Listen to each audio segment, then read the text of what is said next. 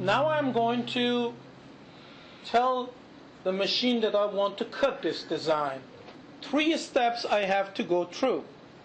One is I have to say the machine type. So I identify what the machine type is, which in this case it is going to be a mill, and we are going to write the program for the mill, which is 3-axis mill. Select a mill, vertical milling machine. There are 2 of them in there. One of them is a millimeter, one of them is the inch. So you pick up that, which is number 4. So now you have identified that you are going to be working with a milling machine. Okay, vertical milling machine. The moment that you do that, part of the program which was not active up to now becomes active. And that is this part. This part becomes active. This is the CAM part of the program. CAD, CAM. CAD is the computer-aided drafting and design part of it. CAM is computer-aided manufacturing. I want to write the program. Number 1, you identify the machine. The moment you identify the machine, this becomes active.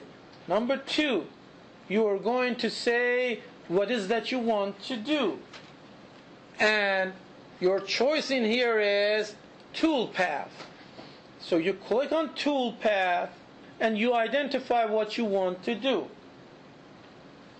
For example, we do want to do a pocket inside this shape that we have. We want to do a pocket. So you go toolpath and then you say pocket. What is that you are going to pocket? Tell me the perimeter of the area that you are going to pocket inside of it. Pocketing is also always inside a closed area. Okay? So you say, oh, this is the inside of that I want to. Click anywhere on this shape, anywhere on this outside perimeter. And you will see an arrow. Sometimes it is here, sometimes it is there, sometimes. Don't care where it is. You click somewhere on that perimeter of that object. So you will have that arrow. If you see a green arrow like that and the shape is selected, you have done everything correctly. If you see a little red arrow going somewhere, it means at that point you have discontinuity, or at that point there is a little line passing through somewhere that the computer doesn't know where to go. Stop that, go back to the shape, enlarge it such that you can see what is going on, and delete what is not necessary. Or if there is a part of line missing, draw that line. So you will have everything ready. So this is selected. So what is going to do? It's going to cover everything. It's going to cut everything to the depth that you identify. But you don't want to cut everything. You want part of it to be higher. So you want to identify the areas that needs to be excluded from this cut. You click on this and you click on that. And then you say, okay, that's what I want to do. And okay. So that was the second thing that you did. Identify the areas that you want to cut. Number 3 is, what are you going to use to cut? It's talking about the tool. What are you going to use to cut? What is the depth that you are going to cut? And all those things. And they come here.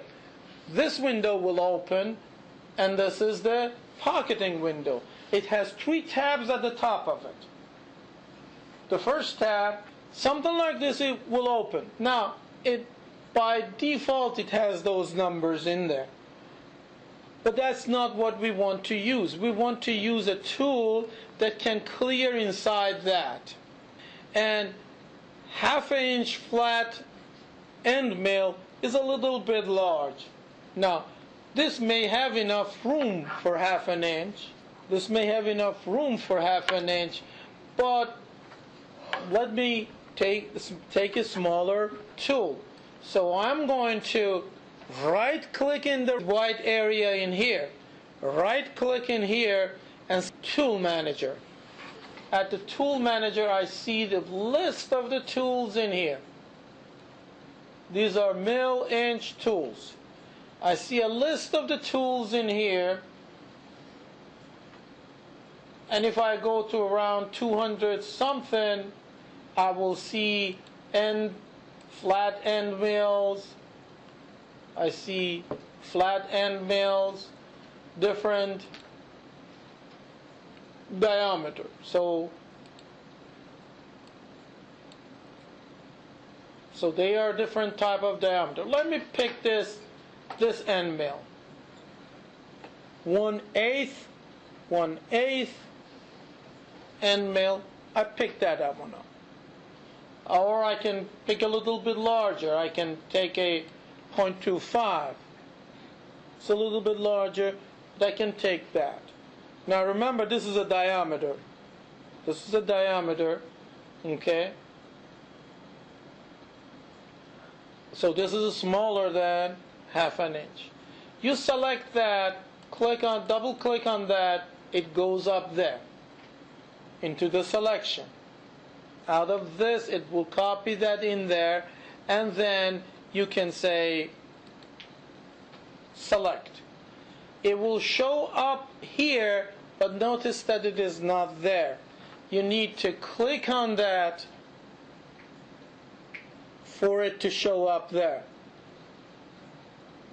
Everybody forgets this step. Then read that. You have a 1/2 inch flat end mill. It calculates all those things for you. It is telling you that it is tool number 235. And it says, these are the characteristics of the tool. That's the tool diameter. These are the feed rate that is going to be using in the program. Most of the time, these are done based on tables that it has. Instead of having 6.4176, I usually go back and change that. 6 is good enough for me. I'm not going to carry all those numbers. 6 is good enough. You can do that, okay? Spindle speed, 2139. So nobody's going to die if I just go 2000.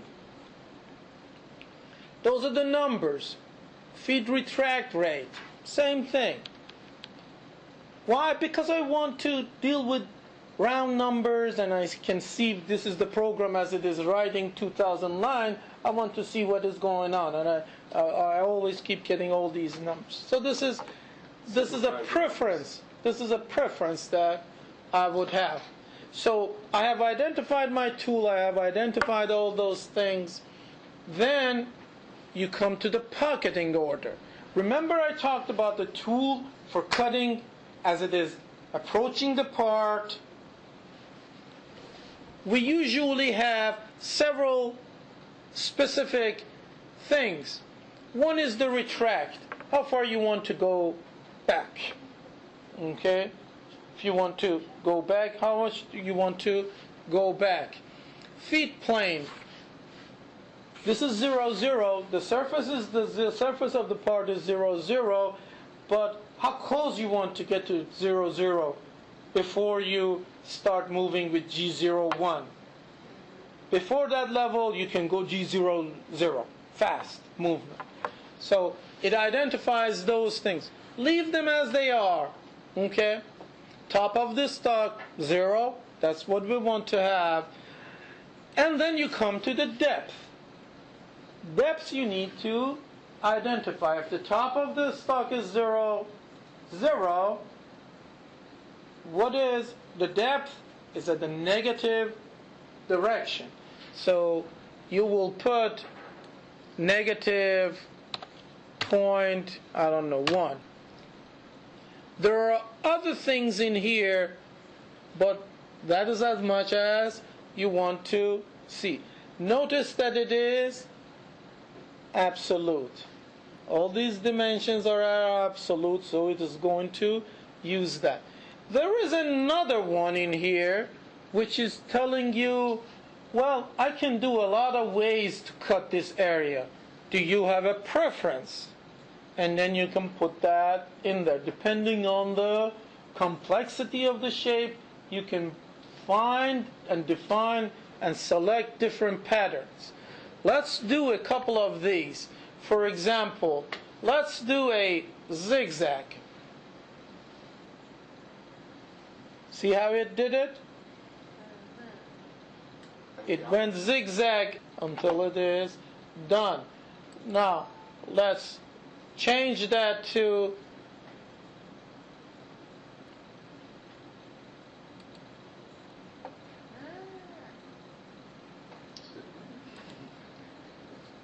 okay. So it does that, but this really means much more line, but it is a better cut as it is going to be doing this. So you are going to be doing a simulation of the cut. You want to see what happens in the simulation of the cut. So you're going to click on that. A little thing like that shows up, and then you say go, and it is going to show that. And this is where the tool is ending up at that point. Okay? So you look at that and you say, oh, it seems that everywhere is cut. Look at this corner. What is it? It's round. The round tool cannot get into a sharp corner. It can get to where it is tangent to both sides, but it cannot get to the sharp corner. Make the corners round. Sharp corners have a lot of stress. So when you forge them or when you cast them, all those sharp corners are the weakest parts of the design. Round, they are going to spread the stress. You click on G1 to get the G code. You click on that, pops up with this. You can put a name in here if you want. I'm just going to save it over the same thing. It says yes. So you have to say cancel. Okay. Now, let's say that you want to make changes in this. So in this case, you have to click on these parameters. It pops up, and then you say, I want to do a different tool. So you get back in here, you say Tool Manager, you go in here, that was a 1/4 inch tool. I'm going to this time go with a maybe larger tool, 1/2 inch. Double click on that, say OK, you go in here, and then that's still there. You need to click in here such that that tool is selected. You go back to pocketing parameters, everything is as you want. You go to roughing, finishing, pick up another one, and say, okay. Notice this thing. Nothing shows up, and this thing. Now there is a red cross on that. It says, this thing has changed. I'm still having the old design in here. So you click on that, it pops up and it says, regenerate the design. You click on that, and it would regenerate that design for you. So this is how it did. And then you look at that and you say, that doesn't look good. It's much less steps. It's much less steps. Let me take a look at to see how it looks. The tool couldn't get into that space that you had in between. So you have to choose a smaller tool. Okay? It didn't show up in here, but, oh yes it did. Look in this area in here. What does that tell you? It's telling you that there was an area that it didn't actually cut. We can get that fixed by going and changing this to a morph spiral. Okay? Again, we have to go back and regenerate that. So it did take care of that area that was here. Okay? But it still couldn't do this area. And the other thing is that it now has a larger radius remaining in here. So let's look at that. By the way, you can change the speed and so on. If you want to see that better, this is how you do. If you want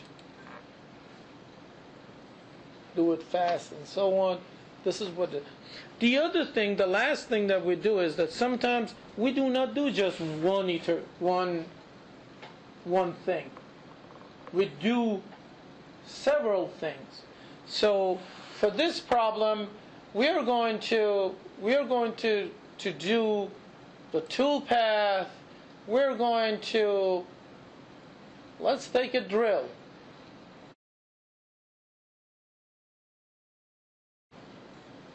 Okay. You can select the automatic, but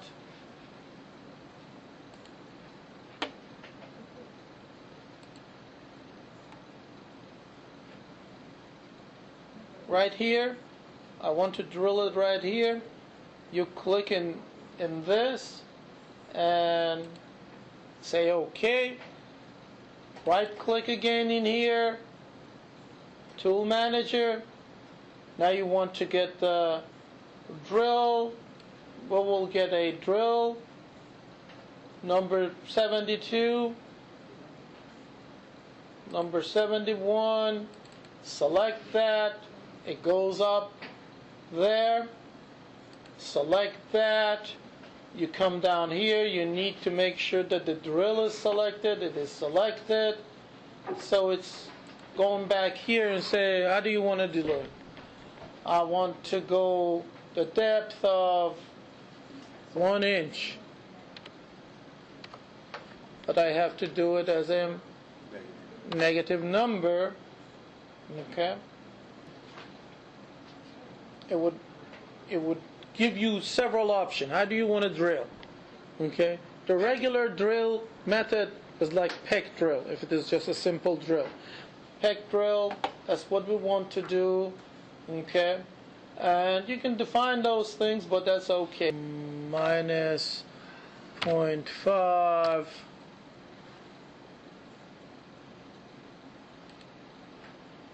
Okay? Now, notice two things. One, on these folders, what do you see? There's a little check mark in here. You see that? There's a little check mark in here. So if I do this, what is it going to do?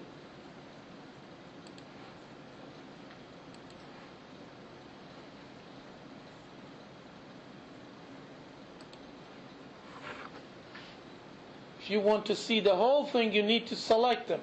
Now if I click on here, this will go away. So you need to hold the shift and click that.